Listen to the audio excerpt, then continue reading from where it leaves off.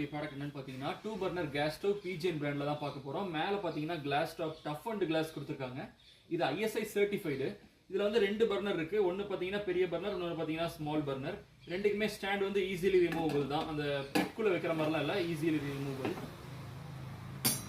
அதே மாதிரி பேக் சைடும் பார்த்தீங்கன்னா பேக் சைடு உங்களுக்கு ஸ்ட்ரெயிட் வால்வ்ஸ் தான் கொடுத்துருக்காங்க. அதனால லீக்கேஜஸ் ப்ராப்ளம் எதுவுமே வராது.